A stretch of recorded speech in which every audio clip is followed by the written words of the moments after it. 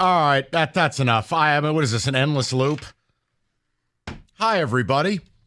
So this is going to be a very unique show open.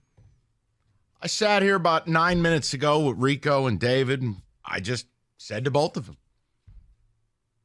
I have no idea how I'm opening this show. None.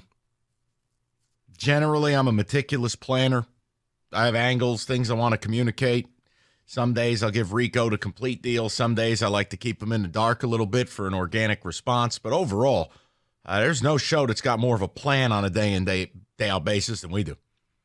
Troy Weaver has left me largely speechless.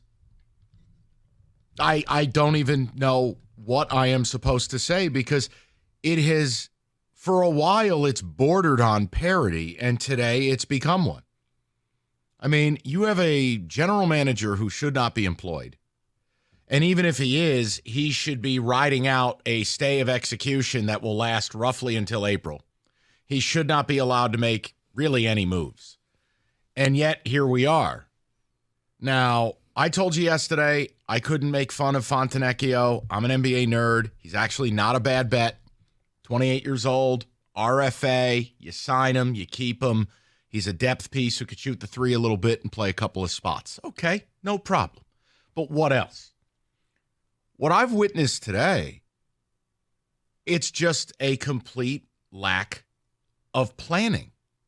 I mean, if you had gotten back Grimes in a couple of seconds for Burks, I wouldn't have batted an eyelash. I go, okay, that's fine.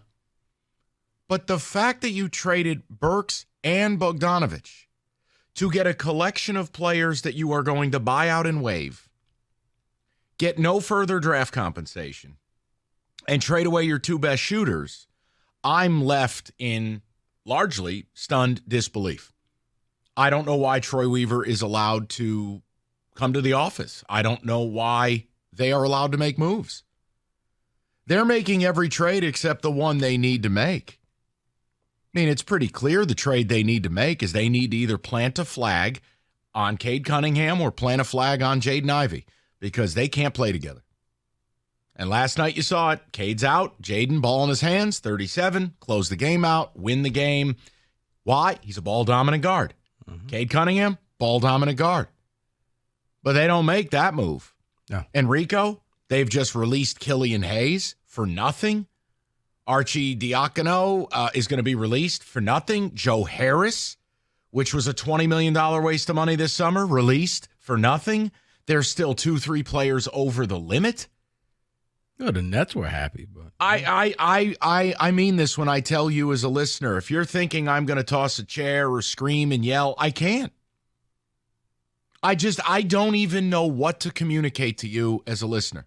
No, none of this makes sense because if you told me that the Pistons were stuck in purgatory where they couldn't get past the 30-win mark and we you know what, we got to blow this thing up and start all over again, okay, I understand. You've been a bad team and you were a bad team and now you're blowing up a bad team. I don't know where you're going. I don't know what this means. People are like, is this a good thing? I have no idea. They're making moves. But are you making moves to make moves? It's like, I don't know if you got handed a bag of magic beans. What does all of this mean? Who knows? You got rid of you got rid of Bogey. And you probably could have got more, but you waited too late. That I think his value dropped. Very much like Jeremy Grant, where he had a high value at one point. And you just kept waiting and waiting and waiting. I think that Killian Hayes was going to be a part of the Zach LaVine plan. But Zach just said, screw this.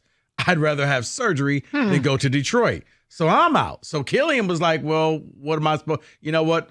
Because reports are that Killian asked to be traded, and I guess there were no takers. So because they had 19 people right now on the roster, they just had to release him. I don't know where we're going from this. I don't know what tomorrow brings. I don't know what the rest of this season brings. Next year. The fact that this is one where I question the fact of why did you let Troy Weaver make this decision? But you guys said something in the show prep meeting that I guess I have to come to grips with. He's here. He's here to stay. Mm-hmm. Because you don't do this if you're about to bring in somebody else, because nobody else will want to come and walk into this dumpster fire that you've created. And all you did, instead of trying to put out the fire, was you poured hot fish grease all over it just to spread the fire. And again, in a vacuum, do I mind having Grimes as a backup on the 10th guy off my bench? No, I'm not going to yell and scream about that. Fontenecchio had some time starting for the Jazz when Lauri Markkanen was out. I'm not making fun of the individual. When you look at the totality, it's jaw-dropping to go, okay, so we traded all of these veterans. We are outright waiving guys that we used high capital on or took on this summer.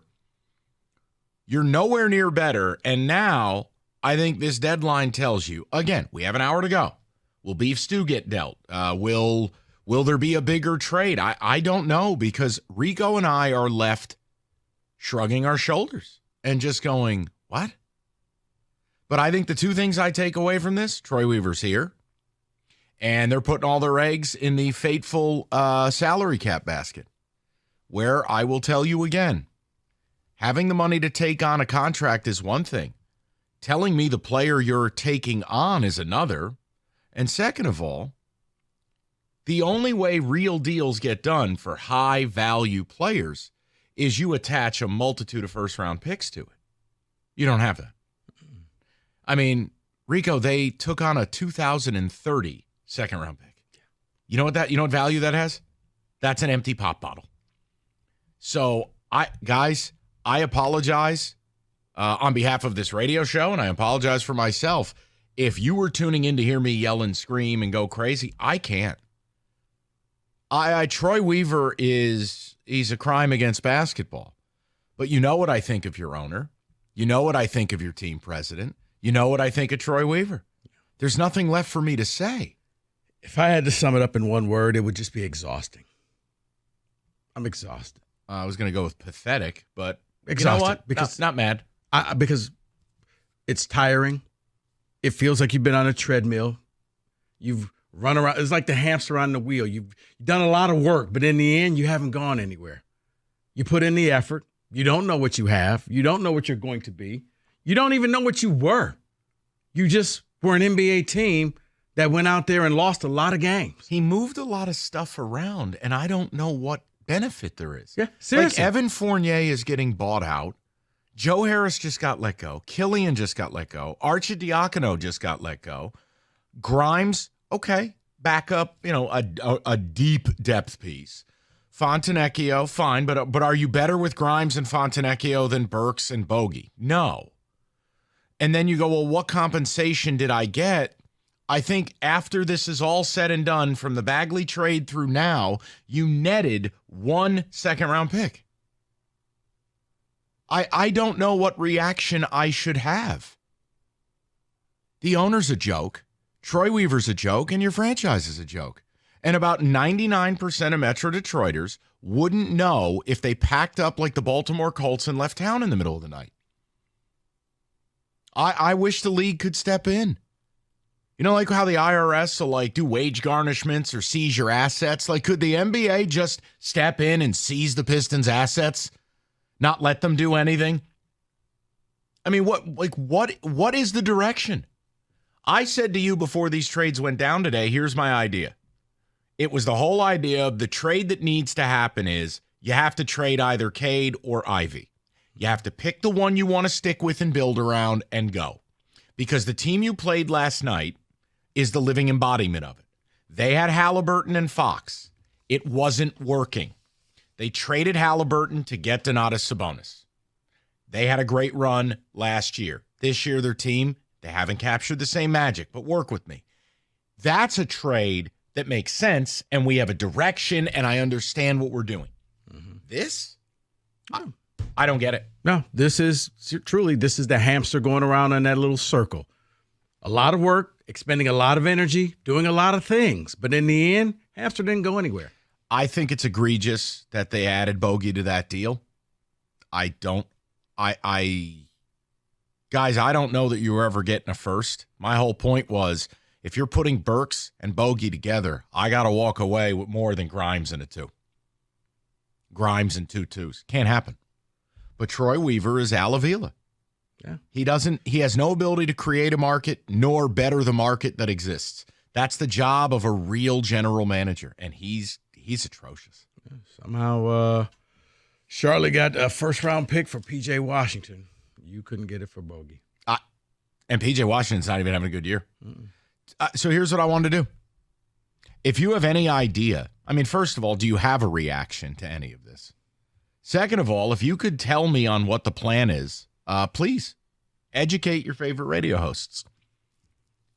But I'm sitting here on NBA deadline day, and I am left not even knowing what to say to you.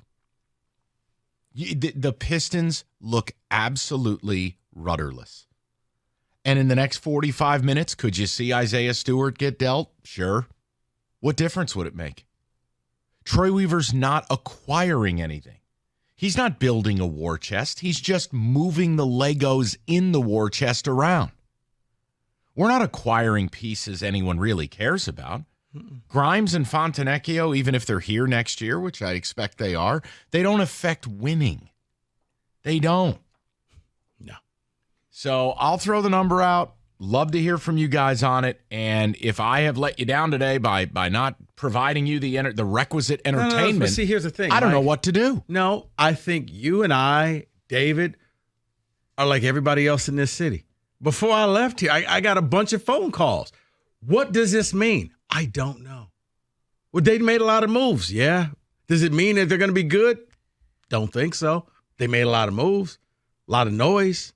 Gives the beat writers something to do, to report on. But in the end, did you get better? I don't think so. But then again, can you get any worse from where they are right now? I mean, it's perplexing. I have no idea. And I don't think that we're being honest. It's head scratching. No one knows what Troy's doing except for Troy. And I don't even think Troy knows what he's doing. I think he's just kind of, all right, let's just see what I can get. Nobody wants Killian. All right, Killian, you got to go. I mean, that's the most damning part. You dragged him out to the curb. You made deals to acquire a grand total of having 19 people on your roster, and you're outright waiving people. Daniel House just got released.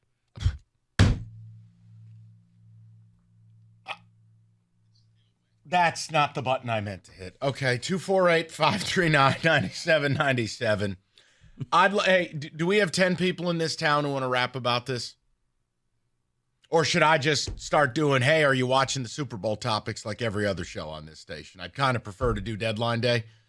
248-539-9797. We can talk about the chocolate burger. Here's Rico Beard. I quit.